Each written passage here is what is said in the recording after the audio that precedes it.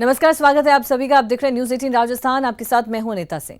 बाड़मेर के जसोल में कथा के दौरान पंडाल गिरने से बड़ा हादसा हो गया और 15 लोगों की मौत हो गई। यह हादसा कोई पहला मामला नहीं है जिस पर सवाल उठे हों। यह हादसा कई सवाल छोड़ गया है। पहला सवाल प्रशासन से है जिससे कोई अनुमति नहीं ली गई। दूसरा सवाल आयोजकों से है जिसने प्रशासन से कोई अनुमति लेना जरूरी नहीं समझा। तीसरा सवाल लोगों से है जो बिना सोचे किसी आयोजन का हिस्सा बन जाते हैं। वो ये सवाल नहीं करते कि आयोजन की अनुमति है या नहीं, या आयोजन की व्यवस्था कैसी है। जनता से सवाल है कि वो भीड़ का हिस्सा बनने की बजाय सवाल क्यों नहीं उठाते, क्योंकि ये उनकी सुरक्षा का मामला है। क्योंकि हम हादसों से सबक नहीं लेते हैं। आखिर कब सुधरेंगे और कब सीखेंगे हम।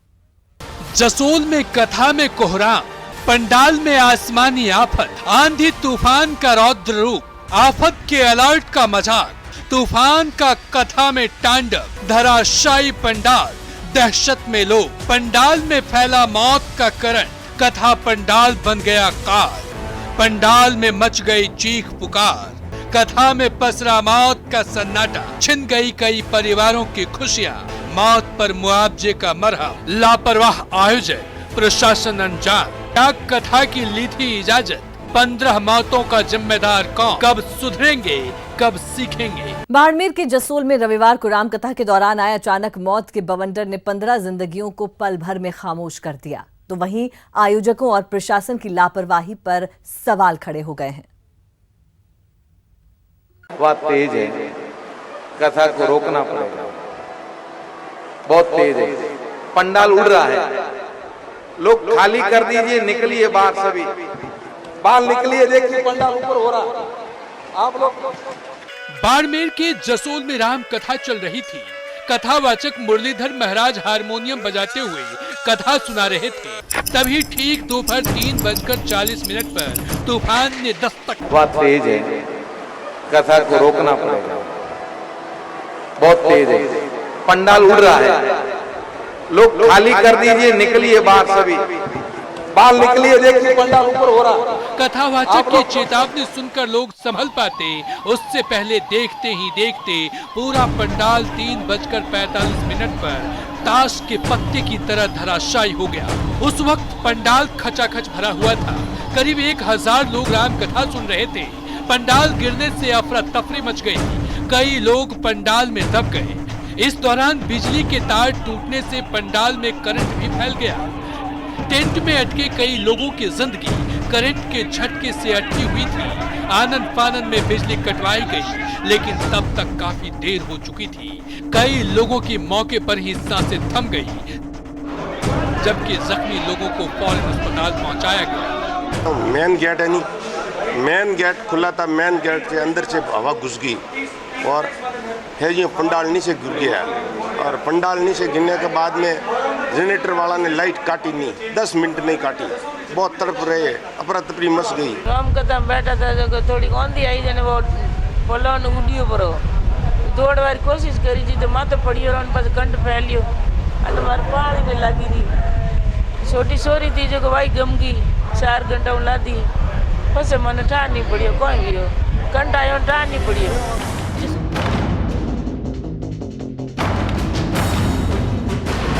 इस हादसे ने कई परिवार की खुशियां छीन ली। राम कथा में हुए हादसे के बाद आयोजन की तैयारियों पर कई सवाल उठ रहे हैं। इतना बड़ा आयोजन था, लेकिन किसी हादसे के लिए कोई इंतजाम नहीं था। ना ही एम्बुलेंस, ना ट्रेंड वॉलंटियर्स, ना ही बिजली और फायर ब्रिगेड का कोई कर्मचारी। इसलिए राहत और बचाव काम में काफी देर हुई। नहीं तो कई लोगों की जान बचाई जा सकती थी। उससे भी हैरानी की बात तो ये कि इस राम कथा के लिए आयोजकों ने ना ही प्रशासन से अनुमति ली और ना ही प्रशासन को इस बात की भनक लग पाई कि इस बड़े आयोजन में करीब 1000 लोग जुटने वाले हैं। अब जबकि इस बड़े हादसे में कई लोगों की जान चली गई है, तब कहीं प्रशासन नींद से जागा है। आखिर कब सुधरेंगे, कब सीखेंगे। न्यूज 18 राजस्थान के लिए बाड़मेर से ललित सिंह के साथ प्रेमदान की रिपोर्ट। जसोल में रामकथा में हुए हादसे के बाद आयोजक और प्रशासन की लापरवाही सामने आई है। हालांकि हादसे के बाद अब प्रशासन जांच कर रही है, लेकिन हादसे से पहले सुरक्षा के पुख्ता इंतजाम किए गए होते तो कई लोगों की जिंदगियां बचाई जा सकती थी। प्रशासन की अनुमति के बिना कथा की शुरुआत दोपहर 2 बजे शुरू हुई थी, लेकिन करीब 1 घंटे 20 मिनट बाद ही आंधी के साथ बूंदाबांदी शुरू हुई तो पंडाल में पानी भी टपकने लगा था। लेकिन आयोजकों ने सिर्फ कथा सुन रहे लोगों को आगे पीछे किया और कथा जारी रखी। आखिरकार करीब 3:40 पर अचानक बवंडर उठा और देखते ही देखते पंडाल धराशाही हो गया। इसके बाद आनन फानन में बिजली तो काटी गई, पर जनरेटर ऑन हो गए, जिससे पंडाल में करंट बना रहा, जिससे पंडाल में दबे कई लोगों की मौत हो गई। रामकथा के आयोजन में सिर्फ इतनी ही लापरवाही नहीं की गई थी, पंडाल में हवा गुजरने के लिए जगह तक नहीं छोड़ी गई थी, जिसकी वजह से जब तूफानी हवा आई तो पंडाल में भर गई, जिससे पंडाल का कमजोर फाउंडेशन आसानी से उखड़ता चला गया और पल भर में पसर गया मौत का सन्नाटा। इसमें आयोजकों की लापरवाही के साथ प्रशासन ने भी अनदेखी की। हालांकि इस हादसे की सूचना के मिलते ही संभागीय आयुक्त और आईजी बालोतरा पहुंच गए और नहटा अस्पताल में हालात का जायजा भी लिया। उस दौरान जब आईजी साहब से बिना परमिशन के पंडाल लगाने के बारे में पूछा गया तो उन्होंने सिर्फ इतना कहा कि मामले की जांच की जाएगी वगैरह का प्रश्न है। तो हमारी जानकारी में करीब 55 से 60 लोग विभिन्न हॉस्पिटल्स में भर्ती हैं। मुख्यतः जो है नाटा हॉस्पिटल गवर्नमेंट का जो है उसमें भर्ती हैं। यहाँ इलाज उनका किया जा रहा है। करीब 35 यहाँ आए थे, उनमें से 7 को जो है जोधपुर रेफ़र किया और वहाँ MDMH में व्यवस्थाएं हैं और वहाँ कुछ पेशेंट डायरेक्ट भी पहुँच गए, उनका भी वहाँ इलाज किया जा रहा है और बाकी कुछ प्राइवेट हॉस्पिटल में है तो वो भी हमने दिखवा लिए हैं। क्या परमिशन थी या इस मामले में कोई FIR वगैरह दर्ज हुई है? अभी पहले हमारी फर्स्ट प्रायोरिटी थी कि इवैक्यूएशन करें, लोगों का इलाज कराएं, उसके बाद आगे कार्रवाई आगे की जाएगी। हॉस्पिटल में मरीजों को प्रॉपर इलाज जी बिल्कुल प्रॉपर। कलेक्टर साहब वगैरह सब यहीं पे हैं, डॉक्टर्स की टीम आ गई है, सबको पूरा इलाज दिया जा रहा है। सर इसको क्या किसी लापरवाही से माना जाएगा? अभी it's too early to comment upon. बाकी प्रथम दृष्टया तो अभी लग रहा है कि अचानक से जो तेज हवा आंधी आई उससे टेंट उखड़ा है, बाकी आगे जांच की जाएगी। हादसे में कई लोगों की मौत के बाद जांच की बात कही जा रही है, लेकिन सवाल ये है कि प्रशासन ने बिना अनुमति के इतना बड़ा आयोजन क्यों होने दिया। मुरलीधर महाराज मारवाड़ के प्रसिद्ध कथावाचक हैं। इनके कार्यक्रमों में भीड़ उमड़ती है, बावजूद इसके प्रशासन ने इस तरह आयोजन को लेकर सुरक्षा संबंधी तैयारियों का जायजा क्यों नहीं लिया? ऐसे कई सवाल हैं, लेकिन इसका जवाब फिलहाल प्रशासन के पास नहीं है। न्यूज़ 18 राजस्थान के लिए बाड़मेर से ललित सिंह के साथ प्रेमदान की रिपोर्ट। तो रामकथा के दौरान हुए हादसे के बाद सीएम दौरे पर गए, मौत पर मुआवजे का मरहम लगाया और साथ ही सीएम ने पंडाल लगाने को लेकर गाइडलाइन जारी करने की भी बात कही है। तो वहीं इस हादसे पर सियासत अब शुरू हो चुकी है। रामकथा के दौरान हुए हादसे के बाद सीएम गहलोत बाड़मेर और जसोल के दौरे पर पहुंचे। इस दौरान सीएम ने अस्पताल में भर्ती घायलों का हालचाल पूछा। साथ ही सीएम ने इस हादसे पर दुख जताते हुए मृतकों के परिजनों को 5-5 लाख और घायलों को 2-2 लाख रुपए की आर्थिक मदद का ऐलान किया। वो तो जांच करने का मतलब ही होता है कि जो दोषी होते हैं उनको सजा मिलनी चाहिए। इतने लोग मारे गए हैं, इतने लोग घायल हो गए हैं। मैं समझता हूँ कि किसी ने कल्पना ही नहीं की होगी कि रामकथा सुनने जाएंगे और वापस घर लौट के नहीं आएंगे। हादसे के एक दिन बाद सीएम ने इस लापरवाही को लेकर एक्शन लेते हुए पंडाल लगाने को लेकर गाइडलाइन जारी करने की बात कही। उससे जानकारी प्राप्त फ्यूचर में नहीं हो, इसके लिए क्या क्या कदम उठाए जाएंगे वो भी रिपोर्ट आएगा, वो भी हम लोग करेंगे। तो हादसा बहुत बड़ा हादसा, इतने लोग मारा जाना एक साथ में करंट से। तो वहीं इस हादसे को लेकर सियासत भी शुरू हो गई है। बीजेपी विधायक राजेंद्र राठौड़ ने हादसा स्थल का दौरा किया और कहा कि मेहरानगढ़ फोर्ट हादसे के बाद बनाई गई गाइडलाइन का पालन किया गया होता तो यह हादसा नहीं होता। एक दल बनाया जिसके अंदर मैं और सतीश पूनिया यहाँ आए हैं। हमें बड़ा अफसोस है, दिल में दुख है कि इस प्रकार की घटना घटित हुई। इस प्रकार की घटना पुनरावृत्ति नहीं हो, इसलिए पहले 2008 के अंदर मोहन गढ़ की घटना के बाद एक एडवाइजरी जारी की गई थी। अगर उसकी पालना होती तो शायद ये घटना नहीं होती। जिस तरीके से सेफ्टी मेजर्स को काम लेना चाहिए, कई बार उसकी अनदेखी होती है। मैं उन 2 कांस्टेबल्स के भी बहादुरी की दाद देता हूं कि जिन्होंने समय रहते वो केबल काटी, वरना और भी जिंदगियां ले ली जाती। इसलिए उनको भी उनकी हौसला अफजाई करता हूं मैं साथ ही साथ। इस तरह जसोल हादसे के बाद भले ही सियासत भी शुरू हो गई है, लेकिन हादसे के बाद सवाल वहीं खड़े रह जाते हैं, पर हादसों से सबक नहीं लिया जाता। Bureau report, news 18 Rajasthan. Barmer के जसोल में हादसे के बाद केंद्रीय कृषि राज्य मंत्री कैलाश चौधरी ने घायलों से मुलाकात की और घायलों का हालचाल जाना। जसोल में दुखद घटना के बाद केंद्रीय कृषि राज्य मंत्री कैलाश चौधरी यहाँ पहुँचे हैं, मरीजों से मुलाकात की है। कैलाश जी, आप यहाँ पहुँचे हैं, आपने जायजा लिया है, जोधपुर में अस्पतालों से मरीजों से मिले हैं, आप क्या कहेंगे? जो ये घटना हुई है बहुत ही दुखद घटना है और जो जिनकी इस हादसे के अंदर जो नहीं बचे, भगवान से मैं तो यही प्रार्थना करता हूँ कि उनकी आत्मा, भगवान उनकी आत्मा को शांति प्रदान करे और उनके परिवार को इस समय इस दुख की घड़ी में सहन करने की शक्ति प्रदान करे। और वास्तव में ये बहुत ऐसी घटना मैंने मेरे जीवन में पहली बार देख रहा हूँ, तो वास्तव में बहुत दुख हो रहा है। और यहाँ पर जितने भी स्वयंसेवक उस समय पर पहुँच गए थे, नहीं तो ये और बड़ा हादसा हो सकता था। तो मैं उनको भी धन्यवाद दूंगा कि उन्होंने तुरंत वहाँ पर सभी जो थे उन्होंने सहायता करके और व्यवस्था की। और प्रशासन को मैंने उसी समय तुरंत बात कर ली थी, मैं उस समय दिल्ली था, तो मेरे झारखंड का प्रोग्राम था वो भी मैंने कैंसिल करके और मैं अभी यहाँ पर पहुँचा हूँ। सुबह 5 बजे मैं नाटा हॉस्पिटल, वहाँ जोधपुर के अंदर जो हॉस्पिटल में मथुरा दास माथुर हॉस्पिटल और एम्स में एडमिट थे, वहाँ पे भी गया और यहाँ पे भी अभी नाटा हॉस्पिटल में भी है, तो वहाँ पे भी मैं जा रहा हूँ। और प्रशासन से निरंतर संपर्क में, और जितना भी जो हुआ है वो तो अब भगवान से मैं तो यही करता हूँ, प्रार्थना करता हूँ कि अब जो और है उनको भगवान तुरंत ठीक कर दे उनको।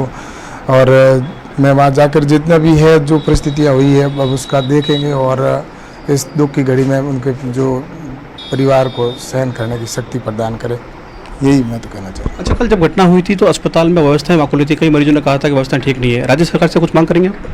ऐसा है कि जो घटना हुई है तो मैंने मुख्यमंत्री जी से उसी समय बात कर ली थी, राजस्थान के मुख्यमंत्री जी से, और यहाँ के प्रशासन से भी मैंने तुरंत बात कर ली थी और सहायता की मैंने कहा कि राजस्थान सरकार से जितने सहायता हो तो वहाँ से घोषणा भी की है और जितना संभव होगा सरकार की ओर से करवाएंगे। और प्रशासन से मैं निरंतर संपर्क में, और अब मैं स्वयं ही यहाँ पर रहकर और जितने भी जिनके हुई तो मैं हॉस्पिटल में स्वयं रहूँगा, 2 दिन यहीं पर रहकर और इनकी सेवा करके, और जैसे भी हो भगवान से बस यही अपन तो यहाँ पर खड़े रहकर कर सकते हैं, जितना प्रयास करें।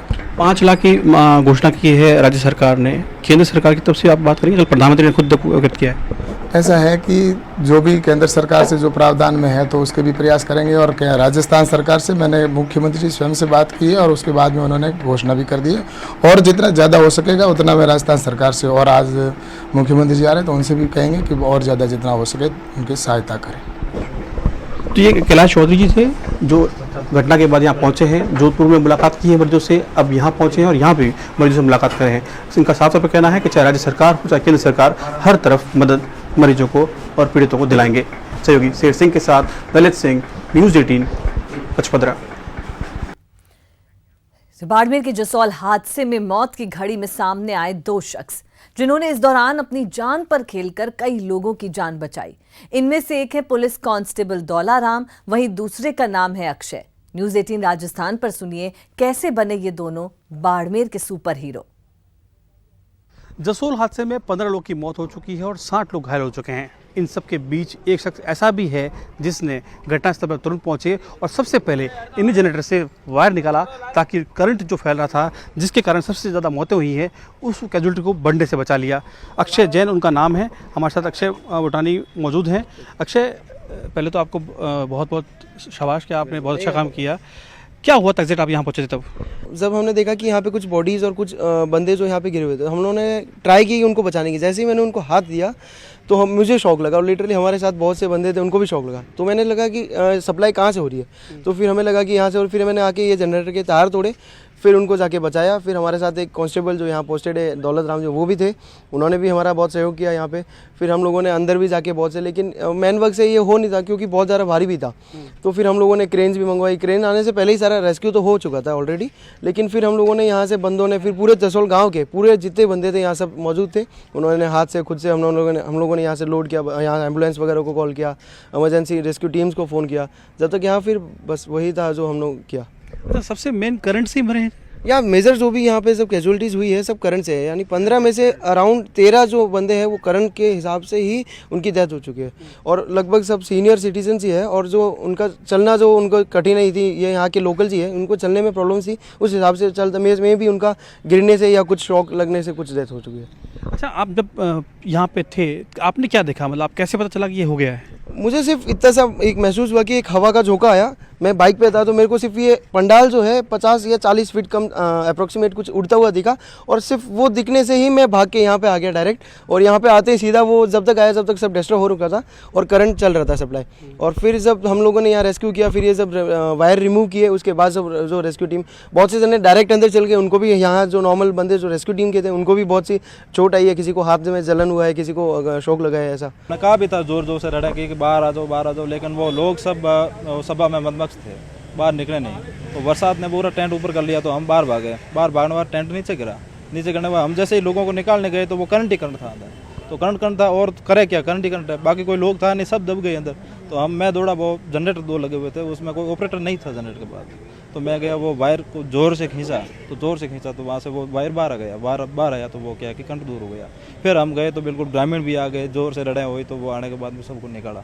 सबसे पहले वायर निकाला ताकि इस इलाके में जो करंट फैल गया था वो करंट की सप्लाई रुकी, और यही कारण है कि यहाँ पे जो कैजुअलिटी हुई है, अगर करंट नहीं रुकता तो जो 15 मौत हुई है उसका आंकड़ा बहुत बढ़ सकता था। सहयोगी शेर सिंह व प्रेमदान के साथ ललित सिंह, न्यूज़ 18 जसोल। तो ये दो वो ऐसे शख्स थे जिनकी सूझबूझ की वजह से बहुत ज़्यादा कैजुअलिटीज़ नहीं हो पाई, और वहीं पे जिन लोगों की मौत हुई तो उसके बाद वो आंकड़ा नहीं बढ़ा, वहीं पे रुका। लेकिन जसोल हादसा कोई पहला मामला नहीं है, इससे पहले भी कई हादसे हुए हैं। तो एक नज़र डालते हैं कि राजस्थान में कब और कहाँ हुए हैं बड़े हादसे।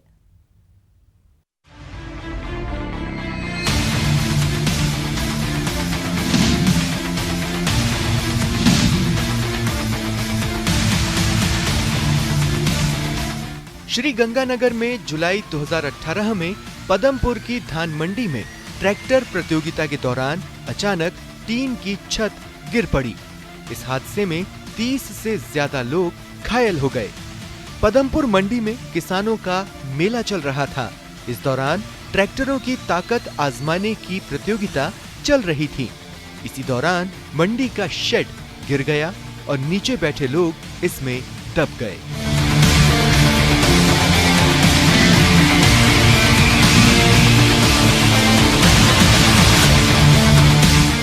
30 सितंबर 2008 को जोधपुर के मेहरानगढ़ फोर्ट में चामुंडा मंदिर में सुबह भगदड़ मच गई, जिसमें 216 श्रद्धालुओं की मौत हो गई थी। इस भीषण हादसे में कई घरों के चिराग बुझ गए तो कई की मांगें सूनी हो गई।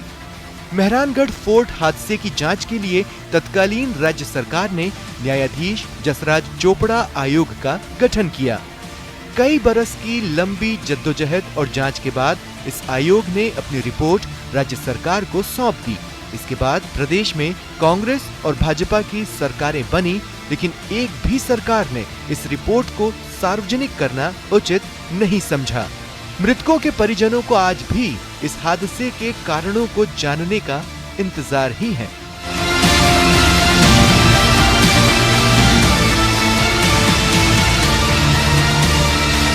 भरतपुर में शादी का माहौल उस वक्त मातम में बदल गया जब मई 2017 में एक बारात घर की दीवार गिरी और 26 लोगों की मौत हो गई। हादसे में 30 से ज्यादा लोग घायल हो गए। भरतपुर के अन्नपूर्णा बारात घर में शादी समारोह में बारातियों के खाने पीने का कार्यक्रम चल रहा था। रात 10 बजे अचानक आंधी के कारण दीवार गिर गई, जिसकी चपेट में कई लोग आ गए। हादसे के समय घटनास्थल पर करीब 800 लोग मौजूद थे। पुलिस का कहना है कि कई लोगों की मौत भगदड़ में कुचल जाने से भी हुई है। पुलिस ने मैरिज होम के संचालक और प्रबंधक को गिरफ्तार कर लिया था। प्रदेश में लापरवाही के कारण कई हादसे हुए। जांच समितियां बनी, जांच हुई, लेकिन किसी ने सबक नहीं सीखा। हर बार एक हादसे के बाद दूसरे हादसे में वही लापरवाही नजर आई, जिसको दूर करने के लिए जांच होती है। अब सवाल है, हम कब सुधरेंगे और कब सीखेंगे? क्योंकि सारी जिम्मेदारी प्रशासन पर डालकर आयोजक अपनी जिम्मेदारी से पल्ला नहीं झाड़ सकते हैं। Bureau report, news 18 Rajasthan. है जसोल में हुए इस हादसे में कई लोगों ने अपनी जान गंवा दी। एक छोटी सी लापरवाही के चलते कई लोग अपनी जान से हाथ धो बैठे और कई ऐसे हैं जो कि घायल हैं, जख्मी हैं, जिनका इलाज जारी है। लेकिन बड़ा सवाल है कि हम कब अपनी इस लापरवाही से, इस जानलेवा लापरवाही से कब सीख लेंगे और कब सुधरेंगे। तो चलिए इस पर ज्यादा चर्चा के लिए हमारे साथ जयपुर न्यूज रूम से जुड़ चुके हैं अनिल गोठवाल जी, रिटायर्ड पुलिस अधिकारी अमित गोयल जी हैं, बीजेपी नेता ललित सिंह, हमारे संवाददाता भी हमारे साथ जुड़ चुके हैं। सबसे पहले गोठवाल साहब, आपसे सवाल एक प्रशासनिक अधिकारी के तौर पर है, क्योंकि जब इस तरह की लापरवाही होती है सबसे पहले सवाल यही खड़ा होता है, क्या प्रशासन से इस बात की अनुमति ली गई थी? तो हम कब सजग होंगे, कब हम सचेत होंगे? क्यों नहीं आयोजक भी इस बारे में सोचते हैं कि इतनी बड़े लेवल पर आप कोई आयोजन कर रहे हैं और इतने लोगों की जान के साथ खिलवाड़ किया जा रहा है?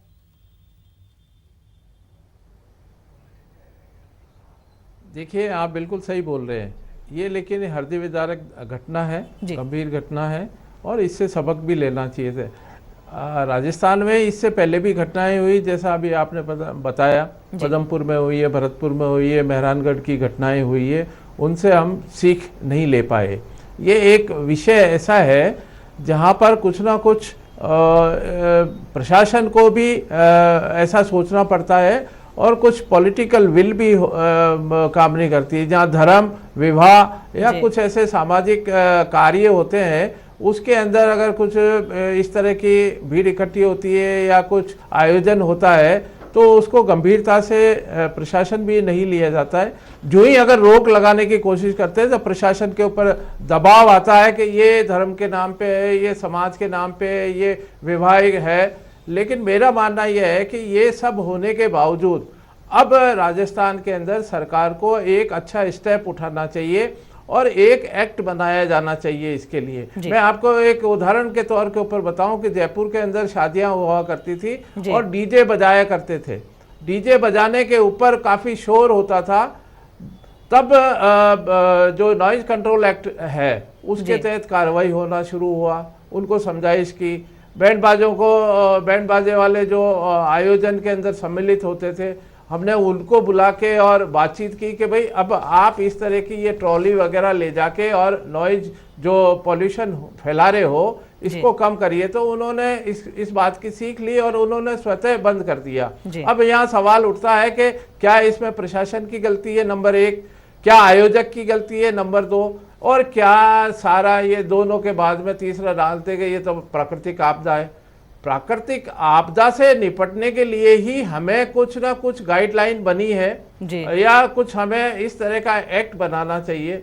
मैं तो ये मानता हूँ कि जहाँ जो मुरलीधर जी हैं आयोजक हैं बहुत अच्छे हैं कि उनके कथा वाचन के दौरान काफ़ी भीड़ आती है तो एक आयोजन का सबसे पहला तो खुद मुरलीधर जी हैं और आइंदा भविष्य में उनको भी ध्यान रखना चाहिए कि भाई जब तक जनता की अगर सुरक्षा सुनिश्चित नहीं होगी तो मैं भी इस तरह के आयोजन में आके और कथा वाचन नहीं करूंगा। ये सबसे पहला प्रण तो उनको लेना चाहिए कि अगर इस तरह की घटना है। दूसरा, मैं एक मानता हूं कि बिल्कुल प्रशासन का काम है, उनको समझाइश भी करनी चाहिए, उनको बताना भी चाहिए। और 2 कांस्टेबल अगर वहां रहे हैं इसका मतलब प्रशासन की नॉलेज में है। अगर प्रशासन भी अगर इसके अंदर कुछ बातचीत करता आयोजकों को, जब इतना पैसा लाखों रुपया इस कथा वाचन के दौरान आयोजकों को द्वारा खर्च किया गया है तो सुरक्षा के नाम पे भी लाख 2 लाख रुपया अगर होता, वहाँ कोई एम्बुलेंस होती, वहाँ कोई इस तरह इंतजाम होते, वहाँ फायर के ब्रिगेड की गाड़ी होनी चाहिए थी। मैं ये कह रहा हूँ कि यहाँ तो बिजली विभाग से बिजली के वो ही नहीं लिया गया। आयोजकों ने ये देख लिया कि बिजली विभाग का कोई रोल ही नहीं है क्या, जबकि बिजली विभाग का बहुत बड़ा रोल इसके अंदर है। वहाँ के टेंट वाले जो टेंट आयोजन है इनको आज ये मजबूती के साथ पाबंद करना चाहिए कि कोई भी इवेंट मैनेजर अगर इस तरह के टेंट लगाएगा जो 2 फुट भी गहरे नहीं है तो वो तो उड़ेगा। प्राकृतिक आपदा इसमें क्या करे? मनुष्य को खुद को, आदमी को खुद को समझना होगा कि इस तरह से निपटने के लिए तो सबसे पहला तो जो इवेंट मैनेजर है सबसे पहले वो जिम्मेदार है। आयोजक तो है ही, आयोजक तो अपने एक शुद्ध भावना से कथा वाचन करा रहे हैं, लेकिन जो टेंट है जिसने लगा दिया 2 फुट गहरा भी नहीं है, उसमें एग्जॉस्ट नहीं है, उसमें निकलने की वो एकदम 40 फीट 50 फीट ऊपर उड़ा और गुब्बार के अंदर और वापस नीचे धराशायी हुआ और नीचे जनता को ले लिया गया। और उसके बाद में आप ये देखो कि 15 में से 13 जनों की तो करंट से ही मौत होना जाहिर कर रहे हैं लोग बाग। तो ये गंभीर घटना है। हमें पॉलिटिकल विल जो है, अब चाहे वो धार्मिक आयोजन है, सामाजिक आयोजन हो, वैवाहिक आयोजन हो, इन सबको लेके एक ना एक नीति बनानी होगी। इसके ऊपर एक पुख्ता एक्ट बनाना चाहिए, तब जाके इस तरह की गंभीर घटनाओं को रोका जाने में हमारे को मदद मिल सकती है। बिल्कुल गोठवाल साहब, आपने ये बात भी सही कही। इस पर भी हम चर्चा करेंगे कि वहाँ पर एम्बुलेंस नहीं, वहाँ पर 2 पुलिस वाले ही सिर्फ तैनात थे, वहाँ पर और फायर ब्रिगेड की व्यवस्था होनी चाहिए थी, क्योंकि कोई भी प्राकृतिक आपदा हो या कोई भी हादसा आपको कहकर आपकी अनुमति से नहीं आता। तो चलिए इस पर हम चर्चा करेंगे, लेकिन बीच में ये सवाल अमित जी आपसे भी उठ रहा है, क्योंकि आप एक पार्टी का प्रतिनिधित्व करते हैं। हमेशा यहाँ पर सरकारें आती हैं, चली जाती हैं, लेकिन जब इस तरह के हादसे होते हैं तो सिर्फ मुआवजे का मरहम लगा दिया जाता है, उसके अलावा उससे कोई सीख नहीं ली जाती कि कोई ऐसा एक्ट बनाया जाए, जैसा कि गोठवाल साहब भी कह रहे थे, कि आगे के बाद ऐसी गलती, ऐसी लापरवाही दोबारा कोई ना बरते। देखिए, सबसे पहले तो मैं जसोल घटना के अंदर मारे गए श्रद्धालुओं के परिवारों के प्रति बहुत संवेदना व्यक्त करता हूं। बहुत दुखद, बहुत मार्मिक और बहुत हृदय विदारक घटना है। और इसके अलावा जो 58 लोग अस्पताल में हैं, उनके लिए भी मैं भगवान से प्रार्थना करूंगा कि वो शीघ्र स्वस्थ हों और ईश्वर उन पर कृपा करे अपनी। अब रही बात जो गोठवाल साहब ने कही, निश्चित रूप से इन्होंने एक बहुत अच्छी बात कही कि जब कोई भी सुधार होते हैं और इस तरह के सुधार होते हैं तो निश्चित रूप से कई तरह के दबाव भी होते होंगे।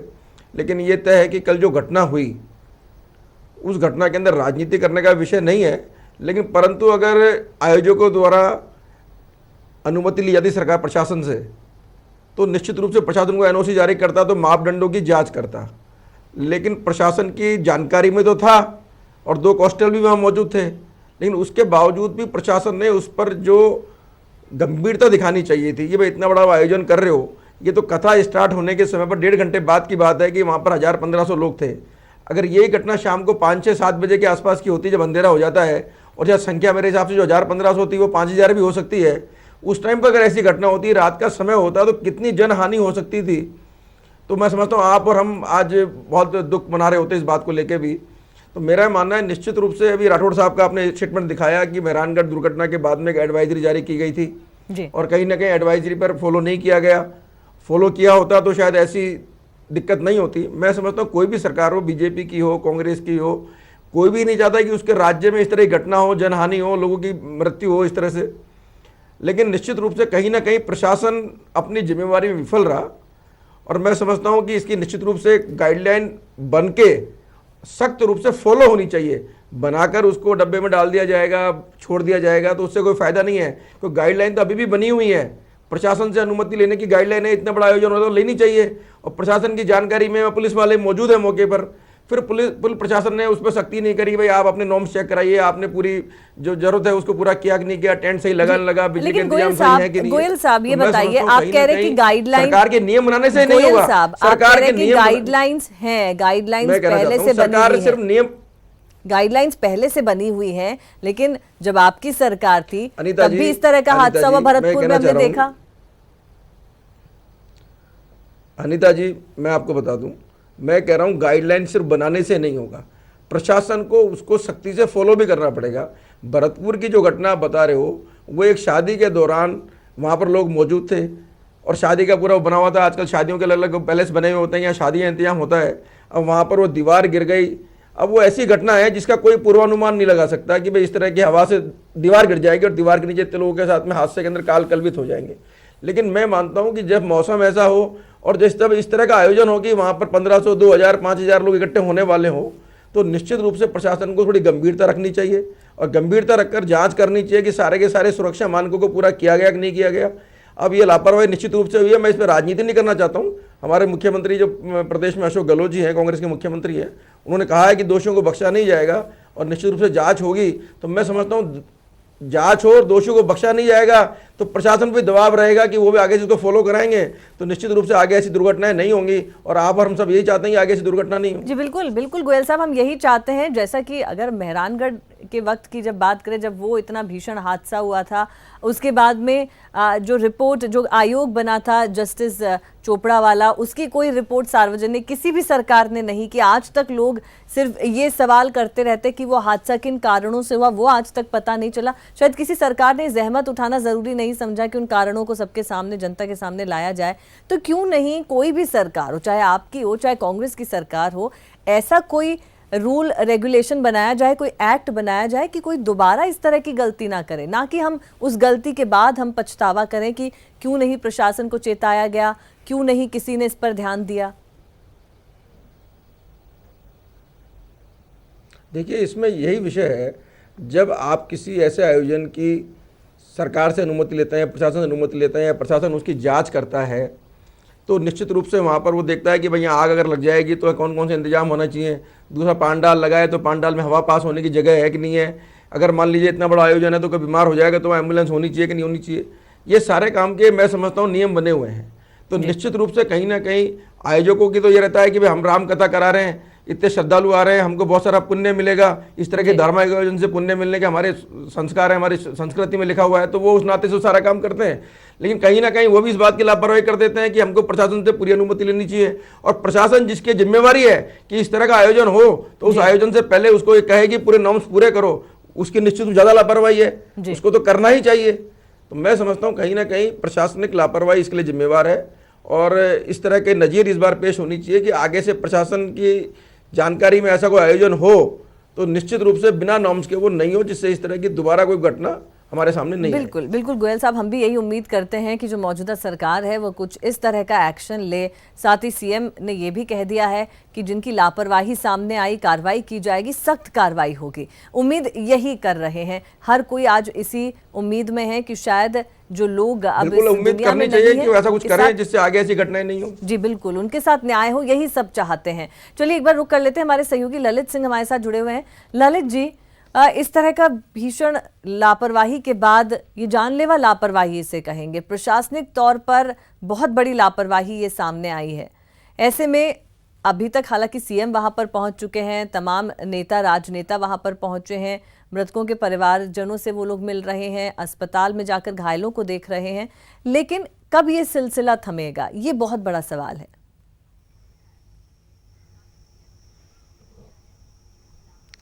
देखिए अनीता, दूसरा ऐसा घटना है जब मैं वहाँ पे मौजूद था। मेहरानगढ़ हादसा मैंने देखा है, 216 लाशें मैंने अपनी आंखों से देखी है। उस समय भी ये तमाम सवाल थे कि आखिर ये सिलसिला कब रुकेगा, लेकिन वो रिपोर्ट भी आज तक सार्वजनिक नहीं की गई। उसके गुनहगार कौन है वो अब तक सामने नहीं आए हैं। कई साल हो चुके इस बात को। चोपड़ा आयोग ने पूरे देश के मंदिरों में घूमे हैं, हर मंदिर जाके ये ऐसे देखा है कि किस तरह ऐसे हादसों को रोका जा सके। वो रिपोर्ट बनी है लेकिन उस पर अमल नहीं हुआ।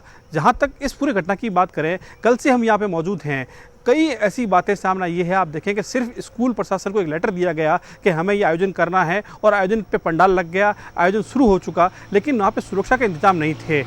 लोहे का बहुत बड़ा पंडाल लगाया है, डोम लगाया गया है, लेकिन डोम में जो पाउल ठोकना चाहिए ज़मीन के अंदर वो नहीं ठोके, खड़ा कर दिया गया क्योंकि उनको अंदेशा नहीं था कि इतना बारिश आ जाएगी। सबसे बड़ी बात, जब मौसम विभाग ने ऑरेंज अलर्ट जारी कर दिया था और साफ तौर पर चेतावनी दी कि पश्चिमी राजस्थान चाहे बाड़मेर हो, जैसलमेर हो, जोधपुर हो, यहाँ पे तेज आंधी चल सकती है, तूफान आ सकता है, ये जानकारी पहले ही चेतावनी दी, उसका भी किसी प्रशासन ने ख्याल नहीं रखा। और यही कारण है, ये तो गनीमत है कि वहां पे जो 2 युवा थे उन्होंने जनरेटर के तार खींच लिए, वरना ये आंकड़ा 15 नहीं, इससे बहुत बढ़ सकता था और बहुत बड़ा हादसा सामने आ सकता था।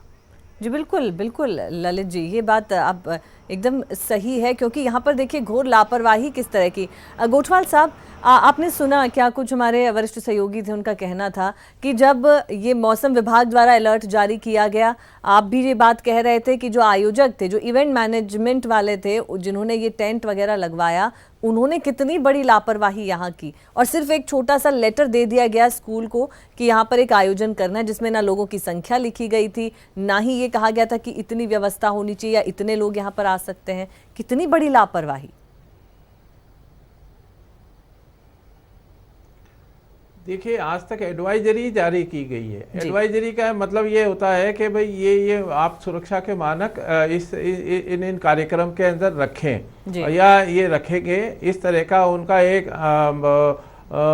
अंडर वो देते हैं कि हम ये मानक रखेंगे। लेकिन उसमें अगर मान लो फेलियर है तो उसका क्या होगा? जी, आगे कुछ भी नहीं है उसमें क्या हो गया? जब तक उसमें सजा का प्रावधान नहीं होगा, बिल्कुल मतलब आप ये देखें कि इवेंट मैनेजर अपना पैसा लेके चला गया बिल्कुल। और वो तो उसको कोई चिंता की बात ही नहीं है कि भाई आयोजक है जाने, कथावाचक अपने कथावाचन के जो भी वो लेते हैं वो ले लेते हैं। उनको ये चिंता नहीं है कि भाई मैं इतने बड़ा अगर धर्म के नाम पे कथावाचन कर रहा हूँ तो इसके अंदर सुरक्षा आदमियों की जो आएंगे दर्शक उनकी भी होनी चाहिए, उनको खुद को चिंता रखनी चाहिए। तो चिंता कोई नहीं कर रहा है। स्कूल से तो पूछा ही नहीं गया, जैसा आपके ललित सिंह जी ने बताया कि स्कूल को तो मालूम ही नहीं है कि स्कूल के अंदर कार्यक्रम होने जा रहा है। एक लेटर लिख दिया ना किसी से इस तरह। तो मैं ये मानता हूं कि जिसकी भी कमियां हैं उसके लिए एक एक्ट बनना चाहिए और सभी राजनीतिक दलों को एक होके इसके ऊपर तो एक मत से ये प्रस्ताव पारित करना चाहिए विधानसभा के अंदर कि इसको कठोरता से लागू कराया जाए, इसके ऊपर एक्ट लगाया जाए और जो भी आयोजन करता है चाहे उसके अंदर किसी भी प्रकार के हो, किसी भी चाहे वो धार्मिक आयोजन हो, सामाजिक आयोजन हो, वैवाहिक आयोजन हो, इसके अंदर किसी भी प्रकार की शिथिलता नहीं बरतनी चाहिए प्रशासन को। और मैं तो ये कह रहा हूँ कि प्रशासन अगर मान लो इनको जाके टोकता रोकता तो हो सकता है कि शायद कुछ ना कुछ इसके अंदर प्रिवेंटिव एक्शन भी लिया जा सकता, वहाँ खाली कराया जा सकता था या ये बताते। लेकिन ये भी लैप्सेज रहा प्रशासन का कि वो उनको पूर्वगामी कोई बातचीत भी नहीं कर पाए। वहाँ खुद को जाके कभी कभी एक्ट लेना चाहिए, चाहे वो नाराजगी भी अगर प्रशासन को बोल लेनी पड़े, चाहे वो धार्मिक आयोजन हो, सामाजिक आयोजन हो, क्योंकि ये लोगों के उससे जुड़ावा रहता है धर्म से। और बड़ा ऐसा डेलिशियस इशू हो जाता है कि धर्म कर रहे हैं और आप पुलिस प्रशासन आके अड़ंगा लगाते हैं। तो ये अगर कोई भी प्रशासनिक अधिकारी चाहे वो पुलिस अधिकारी है इस तरह के आइंदा भविष्य के लिए रोकने की कोशिश करे। बिल्कुल गोठवाल साहब, ये जब ऐसे भावनात्मक आयोजन कहीं होते हैं तो कहीं किसी की भावनाओं को ठेस न पहुंचे, शायद इस वजह से भी थोड़ा सा प्रशासन की तरफ से भी ढिलाई बरत दी जाती है और ज्यादा इस पर सोचा समझा नहीं जाता। लेकिन गोयल साहब, 15 लोग यहाँ पर आज उनकी जान चली गई, इन मौतों का जिम्मेदार कौन है, ये बड़ा सवाल। क्योंकि जैसा मेरे सहयोगी ने भी बताया कि एडवाइजरी जारी होती है लेकिन उस पर अमल कभी नहीं किया जा सकता, कभी होता ही नहीं है, सोचा ही नहीं जाता। अभी तक मेहरानगढ़ के हादसे के बारे में क्या कारण रहे वो किसी के सामने नहीं है।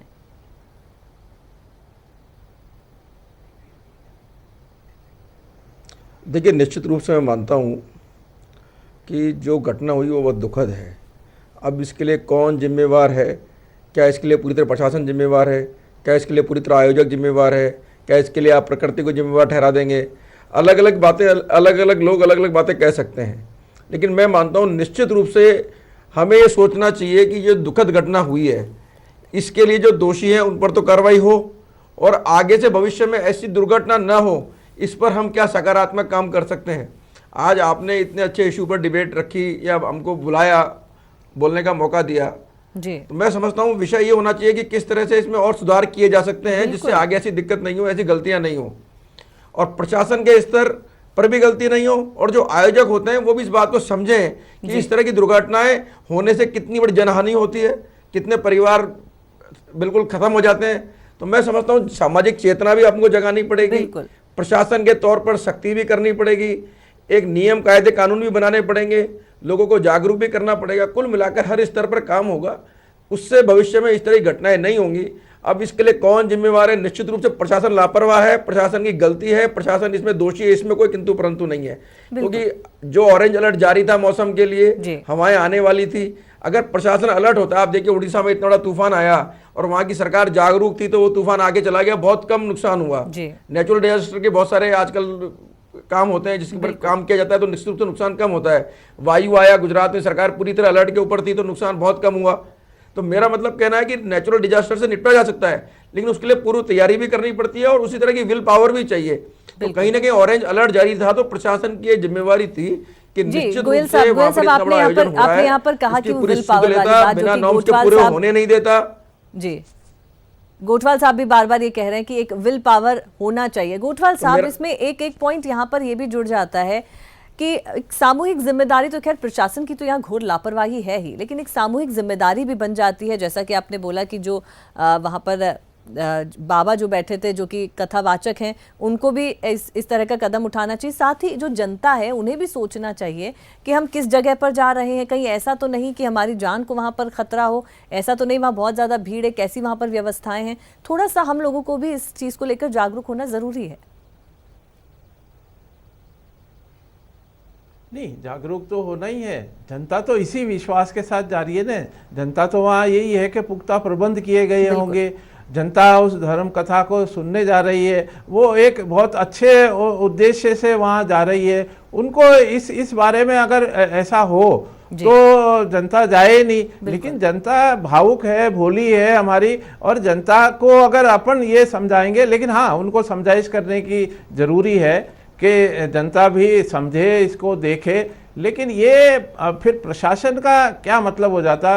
ये प्रशासन की मॉरल ड्यूटी है कि वहाँ जाके अगर ऐसे आयोजन हो रहे हैं तो उनको चेक करें, उनको देखें और उनको सलाह भी दें। ऐसा नहीं है। तो मैं ये कह रहा हूँ कि अगर मान लो विश्वास में लिया जाए जनता को, तो आइंदा ऐसे हादसों से बचा जा सकता है। बिल्कुल गोठवाल साहब, जनता को विश्वास में लेना भी जरूरी है और साथ ही प्रशासन को बहुत ज़्यादा सजग होने की ज़रूरत है। किसी भी चीज़ पर ढिलाई ना बरती जाए, वरना शायद इस तरह के हादसों पे हम लगाम नहीं लगा पाएंगे। आप सभी लोग चर्चा में शामिल हुए, आपका बहुत शुक्रिया। और जिस तरह की घटना जसोल में हुई है, उस हादसे को, इस घोर लापरवाही को दोबारा ना दोहराया जाए। जिस तरह से प्रशासन अनजान था, लापरवाही यहाँ पर बरती गई आयोजकों द्वारा, वो दोबारा ना हो, उसके लिए सरकार को अब बहुत सख्त कदम उठाने होंगे। जैसा सीएम कह भी चुके हैं कि सख्त कार्रवाई भी की जाएगी। इस कार्यक्रम में फिलहाल के लिए इतना ही। दीजिए इजाजत, नमस्कार।